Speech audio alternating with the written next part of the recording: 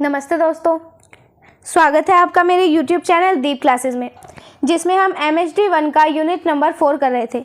आज हम देखेंगे यूनिट नंबर 4 से टॉपिक नंबर 4.5, जिसमें हम विद्यापति पदावली की भाषा के बारे में जानेंगे। तो बिना देरी किए स्टार्ट करते हैं अपना आज का टॉपिक। विद्यापति पदावली की भाषा मैथिली है, यानी कि विद्यापति ने जो पदावली रचना लिखी उसकी भाषा की बात करें तो ये मैथिली भाषा में लिखी गई। अपनी भाषा और अपनी रचनाओं के बारे में विद्यापति इतने आश्वस्त मतलब इतने निश्चित थे, यानी कि विद्यापति वो अपनी भाषा और इन्होंने जो रचनाएं लिखी उसके बारे में खुद विद्यापति बहुत निश्चित थे। उन्हें इतना बड़ा आत्मविश्वास था, यानी कि वो आत्मविश्वास भी रखते थे कि अपनी प्रारंभिक कृति कीर्तिलता में इन्होंने क्या किया, घोषणा कर दी। तो ये जो विद्यापति थे ये अपने आप पे इतना विश्वास रखते थे, इन्होंने अपनी पहली रचना जो थी कीर्तिलता, इसमें एक घोषणा की। अब उस घोषणा में ये क्या कह रहे हैं, उसमें इन्होंने कहा, बालचंद विज्जावई भाषा दुहु नहीं लग गई दुर्जन हासा। अर्थात बाल चंद्रमा और विद्यापति की भाषा दोनों ही दुर्जनों के उपहास से परे है। तो यहाँ पे इसे समझो, दूज का चांद, बालचंद का मतलब होता है दूज का चांद। तो यहाँ पे ये हुआ कि दूज का चांद यानी कि बाल चंद्रमा और विद्यापति की बोली, इन दोनों पर ही कभी भी बुरे लोगों के उपहास यानी कि मजाक का कोई असर नहीं पड़ता। ये दोनों ही इन सब चीज़ों से बहुत ऊपर हैं और हमेशा ही ये दोनों चमकते रहते हैं। इसी तरह महुअर बुज्जई कुसुम रस कव्व कलाऊ छैल, अर्थात मधुकर ही कुसुम रस का स्वाद जान सकता है, जैसे काव्य रसिक ही काव्य कला का मर्म समझ सकता है। जनोन्मुख होने के संबंध में तो उन्होंने साफ साफ लिखा। अब यहाँ पे इन्होंने जो पंक्ति दी इसका मतलब ये हुआ कि जैसे मधुकर यानी कि भौरा, तो जैसे मधुकर ही कुसुम रस यानी कि फूलों के असली मीठे रस की स्वाद की पहचान कर सकता है, ठीक वैसे ही कविता से सच्चा प्यार करने वाला जो रसिक होता है वो ही कविता का असली मतलब, असली कला और असली जो रहस्य है उसे समझ सकता है। अब यहाँ पे विद्यापति ने क्या किया, एक बात कही। अब वो क्या था, विद्यापति यहाँ पे कह रहे हैं, सक्कव वाणी बहुवन भावई पाउआ रस को मम ना पावई देसिल वैना सब्जन मीठा तेतन तैसा जम्पो अवहट्टा। तो यहाँ पे बताया कि जब बात जनोन्मुख होने की आई, यानी कि जब बात जनता के दिल तक पहुँचने की बातों की आई, तो विद्यापति ने बिल्कुल साफ साफ शब्दों में ये कह दिया कि असली जो मिठास है वो देसी भाषा में ही होती है। अब यहाँ पे इसका अर्थ दिया है, अर्थात संस्कृत भाषा वो विद्वानों की ही भांति है, प्राकृत में रस का मर्म नहीं मिला, देसी भाषा सबको मीठी लगती है, इसीलिए इस प्रकार अवहट में ये काव्य लिखता हूँ। तो यहाँ यही बताया गया विद्यापति के द्वारा कि संस्कृत भाषा ये बड़े बड़े विद्वानों और बुद्धिमानों को ही अच्छी लगती है और प्राकृत भाषा में कविता का असली रस और आनंद ढूंढना ये मुश्किल होता है। लेकिन जो हमारी देशी भाषा होती है यानी कि घर और गांव की जो बोली होती है वो सभी को मीठी और प्यारी लगती है, इसीलिए आम लोगों के दिल को छूने के लिए मैंने यानी कि विद्यापति ने क्या किया, अवहट में अपनी रचनाएं लिखी। जाहिर है कि लोक रुचि और लोकहित के पक्ष में सोचने वाले इतने बड़े चिंतक जब पदावली रचने लगे होंगे तो उन्होंने भाषा के बारे में एक बार फिर से सोचा होगा और उसकी भाषा तत्कालीन समाज की लोक भाषा मैथिली अपनाई होगी और अपने पदों में समकालीन समाज की चित्रवृत्ति का चित्र खींचा होगा। यहाँ पे बताया गया कि जो विद्यापति है इन्होंने लोगों की पसंद और सबकी भलाई के बारे में सोचने वाले जो सबसे बड़े चिंतक हुए या फिर ज्ञानी हुए, तो इस तरीके के कवि थे विद्यापति। जब विद्यापति ने पदावली लिखी होगी तो उन्होंने भाषा के चुनाव पर बहुत गहराई से सोचा होगा। इसी वजह से इन्होंने इसकी भाषा, उस समय का जो समाज था और उस समय लोगों के जो विचार थे, उनके जो भावनाएं थी, उनको ध्यान में रखकर उन्होंने इसकी भाषा वो मैथिली को चुना होगा। आगे देखो, मैथिली वो विद्यापति की मातृभाषा थी। उस काल में साहित्य या उससे पूर्व भी ज्योतिरीश्वर ठाकुर रचित वर्ण रत्नाकर के अनुशीलन से पता चलता है कि मैथिली उस समय की पर्याप्त समुन्नत भाषा थी। तो यहाँ पे बताया गया कि जो मैथिली भाषा है ये महाकवि विद्यापति की अपनी मातृभाषा थी, यानी कि वो बोली जो विद्यापति अपने घर परिवार में बोलते थे। अगर हम उस समय के और साहित्य को देखें तो इसमें हम ज्योतिरीश्वर ठाकुर द्वारा लिखी गई जो वर्ण रत्नाकर रचना है इसको देख सकते हैं। इससे पता चलता है कि जो मैथिली भाषा थी वो उस समय में भी बहुत पर्याप्त और बहुत ही विकसित और समृद्ध भाषा जो है बन चुकी थी। कीर्तिलता और कीर्ति पताका के बाद महाकवि ने मैथिली में लिखा और ये रचनाएं हैं उनकी पदावली। विद्यापति की भाषा भाव बिंबात्मकता और अलंकार विधान की दृष्टि से भी जो है उत्कृष्ट है। विरह मिलन के पदों में और राधा कृष्ण के सौंदर्य वर्णन में कवि जो है पूरा बिंब हमारे सामने परोस देता है। तो विद्यापति ने शुरुआत में जो 2 रचनाएं लिखी, कीर्तिलता और कीर्ति पताका, इन दोनों के लिखने के बाद विद्यापति ने क्या किया, मातृभाषा मैथिली का जो है हाथ थाम लिया। यानी कि इसके बाद इन्होंने मैथिली में लिखना शुरू किया और जो अद्भुत गीत लिखे मैथिली में उन्हें हम पदावली नाम से जो है जानते हैं। विद्यापति ने इस भाषा में क्या किया, भाव बिंबात्मक, विद्यापति की इस भाषा में हमें भाव बिंबात्मकता दिखाई देती है। भाव बिंबात्मकता का मतलब हुआ कि जब आप गीत पढ़ेंगे, विद्यापति के पद पढ़ेंगे तो आपके सामने मन में एक सुंदर तरीके के जो चित्र हैं वो अपने आप बनने लगेंगे। साथ ही इन्होंने क्या किया, अलंकार विधान के मामले में भी बहुत ही अच्छी कविताएं, अच्छे पद जो हैं हमारे सामने रखे हैं। अब यहाँ पे कुछ पंक्तियां दे रखी है विद्यापति द्वारा रचित, उन्हें देखो। इसमें कह रहे हैं, गगन अब घन में दारुण सघन दामिनी झलकाई, कुलिश पातन सबद झंझन पवन खरतर बलगाई। अब यहाँ पे क्या बताया गया कि चाहे राधा कृष्ण के बिछड़ने के गीत हो या फिर उनके मिलने के या फिर कहीं पर उनकी सुंदरता का बखान हो, हमारे विद्यापति ने क्या किया, शब्दों का ऐसा जादू किया कि वो पूरा का पूरा चित्र हमें अपनी आंखों के सामने दिखाई देने लगता है। इसी तरह की जो है यहाँ पे ये पंक्तियां हमें दिखाई गई है। आगे देखो, तेज वर्षा हो रही है, इसका अर्थ बताया गया इन पंक्तियों का कि तेज वर्षा हो रही है, बिजली चमक रही है, कड़क कर वज्रपात हो रहा है और तेज जो है वो हवा चल रही है। रात्रि की भीषणता रोमांचित करने वाली है। इस पूरे परिवेश से प्रिय मिलन की जो उत्कंठा है वो और भी तीव्र हो जाती है।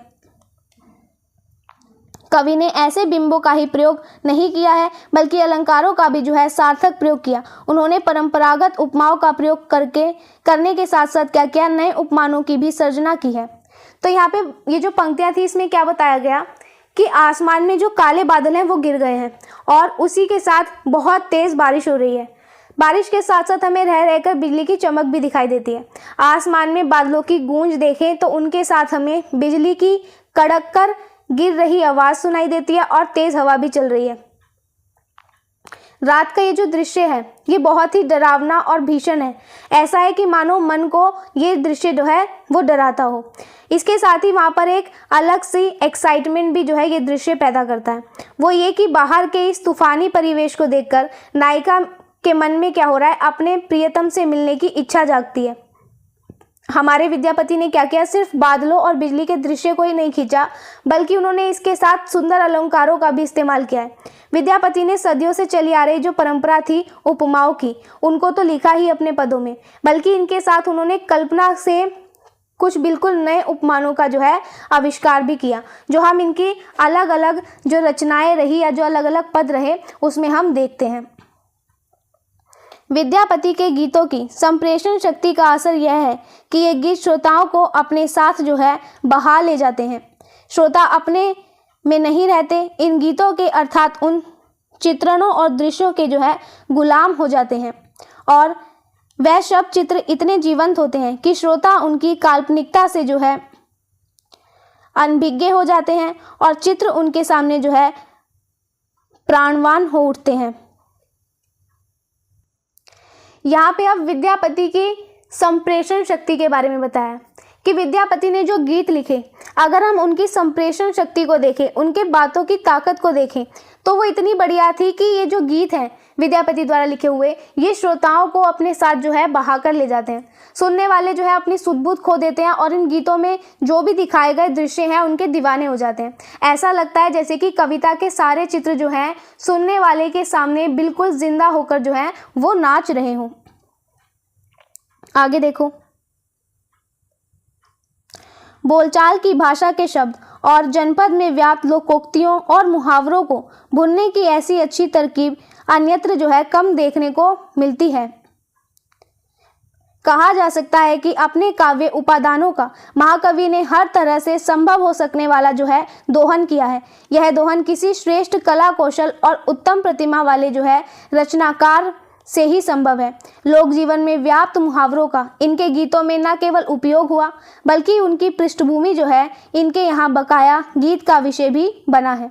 इसी का यहाँ पे एग्जाम्पल दिया गीत के द्वारा, मोरा रे अंगनवा चनन केर गछिया, पिया मोरा बालम हम तरुणी गे, जैसे गीतों का लोक कंठ में बस जाना जो है इसी का परिणाम है।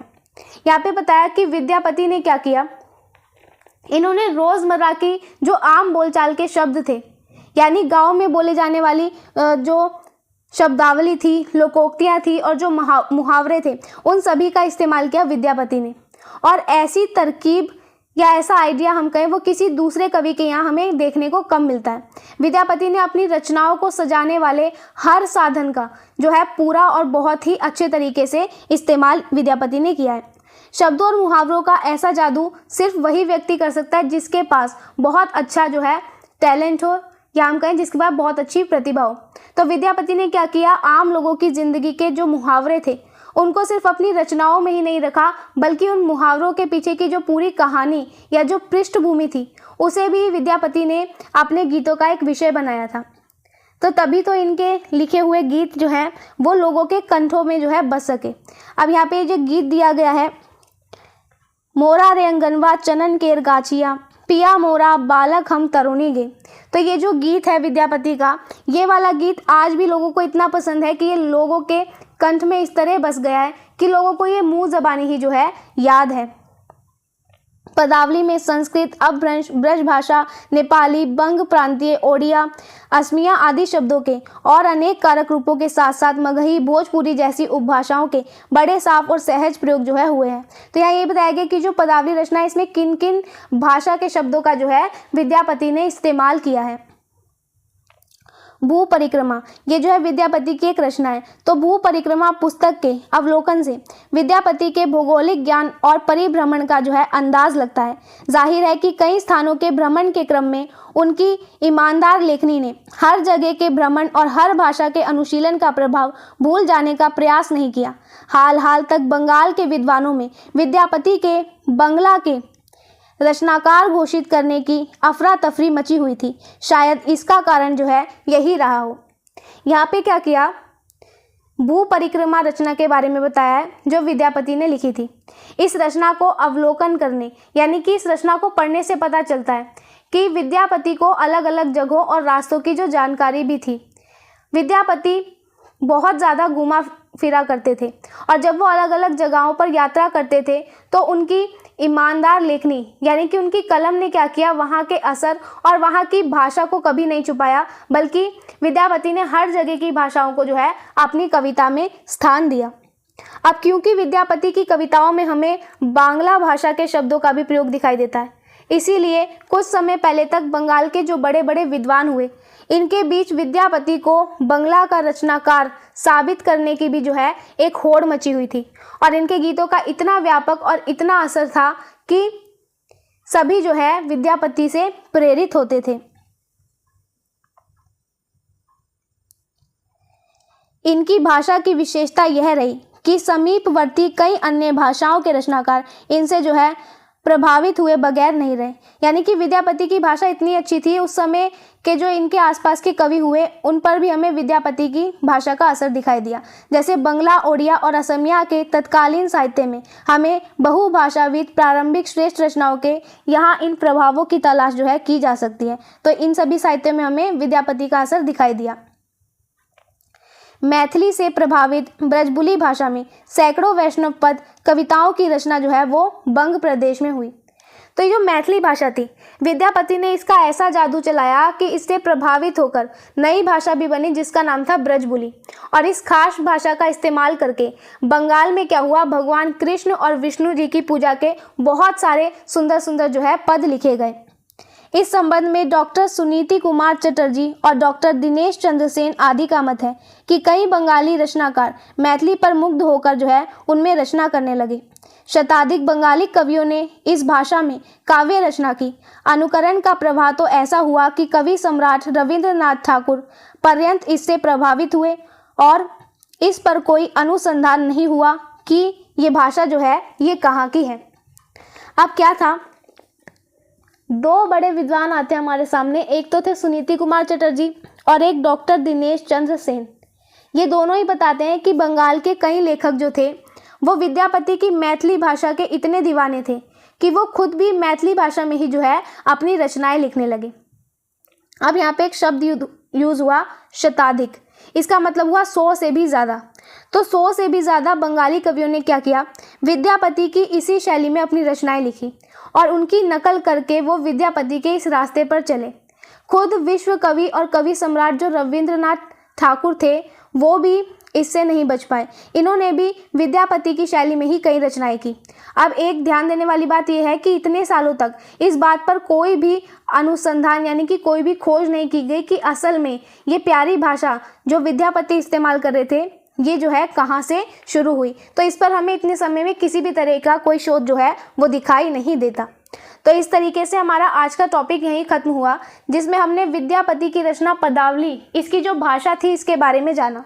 वीडियो पसंद आया हो तो वीडियो को लाइक एंड शेयर ज़रूर करें, चैनल को सब्सक्राइब करना ना भूलें। मिलते हैं हम अपने नेक्स्ट वीडियो में नेक्स्ट टॉपिक के साथ, जिसमें हम परवर्ती काव्य धारा में विद्यापति के प्रभाव के बारे में जानेंगे। तब तक के लिए वीडियो पसंद आया हो तो वीडियो को लाइक एंड शेयर ज़रूर करें, चैनल को सब्सक्राइब करना ना भूलें। तब तक के लिए थैंक यू।